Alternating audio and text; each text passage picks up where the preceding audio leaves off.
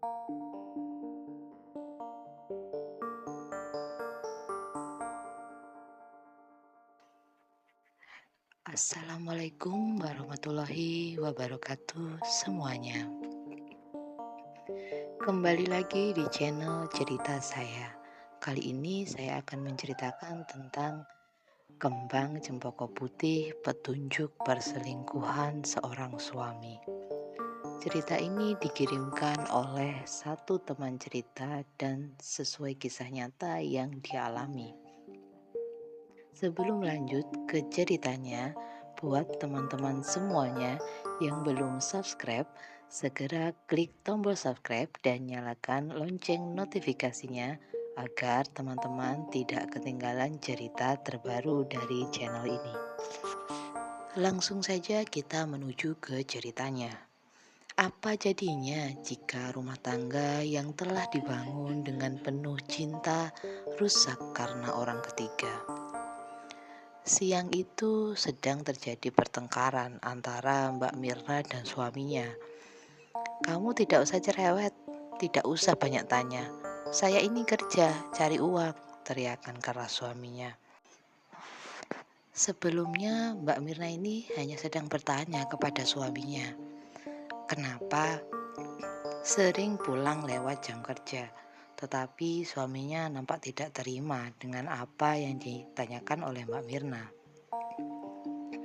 Setelah pertengkaran siang itu, suami Mbak Mirna pergi dari rumah dengan keadaan marah. Di tempat kerja, Mbak Mirna tampak tidak fokus hatinya.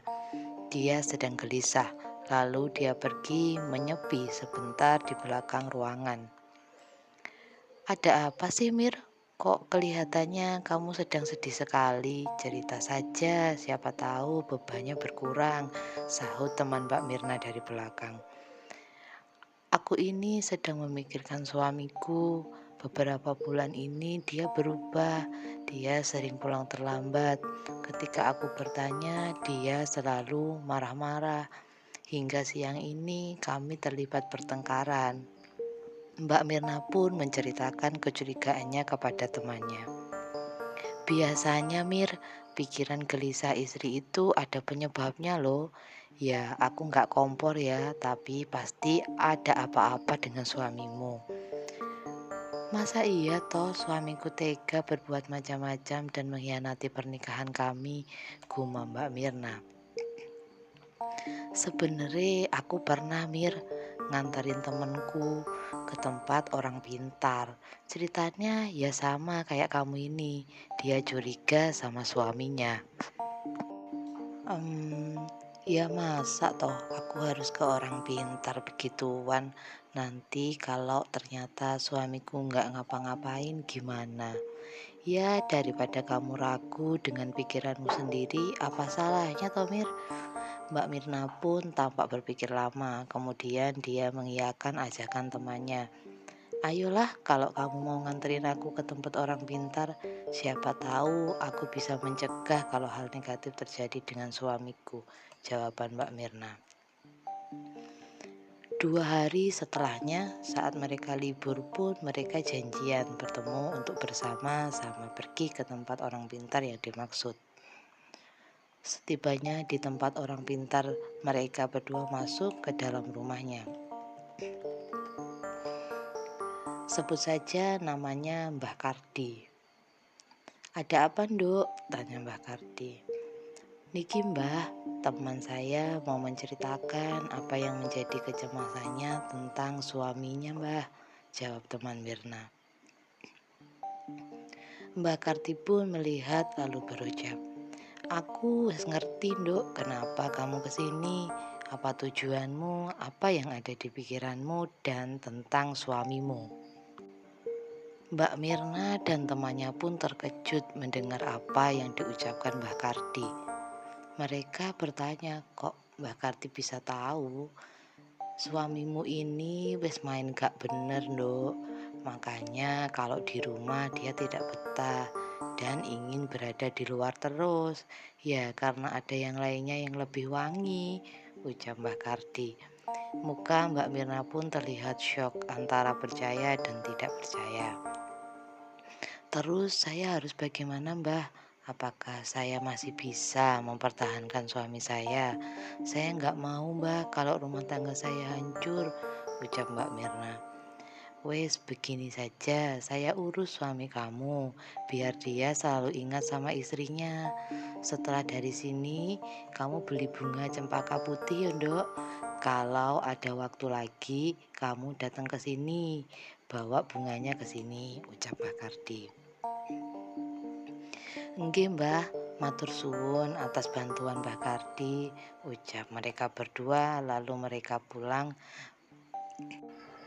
Beberapa hari setelah dari rumah Mbak Kardi, suaminya menjadi jarang pulang terlambat dan cenderung lebih lembut memperlakukan Mbak Mirna. Mbak Mirna pun sedikit lega dan kecemasannya mulai berkurang. Beberapa hari kemudian, Mbak Mirna pergi ke pasar dan membeli bunga cempaka putih. Setelah itu dia kembali datang ke rumah Mbak Kardi. Kula nuwun, permisi Mbah Kardi, ucap Mirna. Iya Nduk Mirna, silakan masuk, duduk saja. Simba sudah tahu kalau kamu akan datang. Simba sudah menyiapkan, ucap Mbah Kardi. Mbah Kardi pun meminta bunga yang dibeli Mbak Mirna, lalu masuk ke sebuah bilik. Cukup lama Mbak Mirna menunggu Mbah Kardi keluar. Ini Nduk, bunga yang kamu beli tadi. Ini sudah Mbah bungkus dengan plastik. Simpan bunga ini di tasmu, bawa kemanapun kamu pergi. Jangan sampai suamimu tahu ya. Tiba-tiba Mbah Kardi keluar dari bilik dan menyodorkan ke Mirna bungkusan bunga cempaka putih. Mohon maaf Mbah, boleh tidak Mirna tanya? Untuk apa nggih Mbah semua ini? Tanya Mirna dengan sedikit takut. Mbah Kardi pun tersenyum dan menjawab, iki pelindungmu Nduk. Setiap suamimu melakukan perbuatan yang tidak benar, nanti kamu akan dikirimi firasat lewat mimpi. Apa yang kamu mimpikan, yaitu yang terjadi. Oh ngonten Mbah, nggih pun matur suwun Mbah karena sudah membantu Mirna. Kalau begitu Mirna pamit. 2 bulan kemudian, hampir 2 malam Mbak Mirna didatangi seperti peri yang baunya wangi.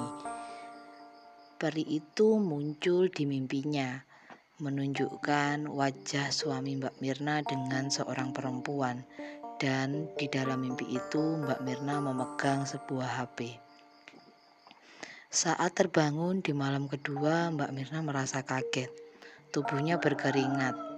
Dia melihat suaminya sedang tidur pulas di sampingnya. Pikiran Mbak Mirna pun tertuju pada HP yang ada di samping suaminya.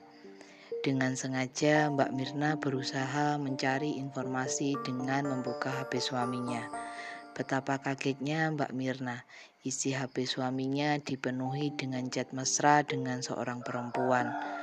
Kebenaran mimpi itu pun terjadi. Pada pagi harinya, Mbak Mirna bertengkar hebat dengan suaminya. Suaminya pun terus mengelak. Pada akhirnya suaminya pun berjanji tidak akan mengulanginya lagi. Kejadian ini berulang kali terjadi. Setiap suaminya Mbak Mirna selingkuh, peri yang baunya wangi itu datang ke mimpi Mbak Mirna. Pada akhirnya Mbak Mirna sudah tidak kuasa menahan rasa sakit dikhianati dan memilih untuk bercerai dengan suaminya. Hari demi hari pun berlalu. Mbak Mirna pikir Mbak Mirna sudah tidak butuh lagi dengan bunga cempaka putih dari Mbah Kardi. Mbak Mirna mulai meninggalkan bunga itu di tas yang sudah tidak dipakainya. Tapi sang ibu tidak sengaja membuang tas bekas yang isinya tersimpan bunga itu karena sedang membersihkan barang-barang Mbak Mirna yang sudah tidak terpakai. Namun kejadian aneh terjadi. Bunga cempaka dari Mbak Kardi justru berada di tas lagi dan mengikuti Mbak Mirna dimanapun Mbak Mirna pergi. Rasa takut mulai menghampiri. Mbak Mirna takut kalau semua itu persekutuan dengan setan. Mbak Mirna pun menceritakan ini kepada orang tuanya, dan orang tuanya menyarankan Mbak Mirna untuk pergi ke kiai agar Mbak Mirna terlepas dari hal negatif yang tidak diketahuinya. Ternyata benar, bunga cempaka putih itu ada isinya, makhluk tak kasat mata. Dan jika tidak dilepas, maka sampai kapanpun akan mengikuti Mbak Mirna. Demikian itu tadi teman-teman cerita tentang bunga cempaka putih. Serem juga ya teman-teman jika kita tidak mengetahui perjanjian goib apa yang kita lakukan. Karena di saat kita kalut dengan masalah, pasti jalan pintas adalah hal yang paling mudah. Semoga apa yang terjadi pada Mbak Mirna ini tidak terjadi pada kita semuanya.